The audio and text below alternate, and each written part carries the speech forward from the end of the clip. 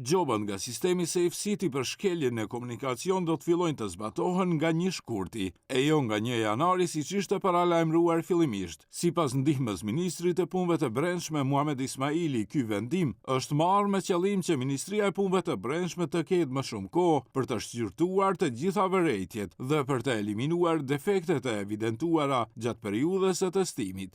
Mund të them lirisht se data kur po planifikojmë që të startoj sistemi ashtu siç e kemi paramenduar, do jetë 1 shkurti, për shkak se po vlerësojmë në ministri se 1 janari nuk është kohë e mjaftueshme për të parë gjitha vërejtjet dhe gjitha defektet dhe për të anashkaluar ata. Pra është prolonguar edhe për 1 muaj. Po mund të them, po.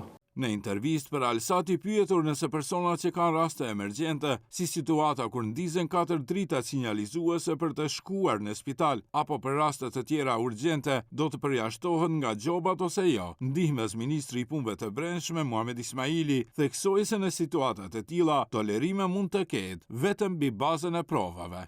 Dhezja e sinjaleve nuk do të thotë se të lejon që të përjashtosh rregullat e komunikacionit. Kuptohet se qytetarët të cilët kanë emergjencë, pastaj në procedura më pas mund atë të njëjtën ta provojnë me prova dhe do jenë të liruar. Mirë, po kjo nuk do të thotë se automatikisht në qoftë se nguteni keni një rast urgjent dhe sistemi do t'ju largojë nga dënimi.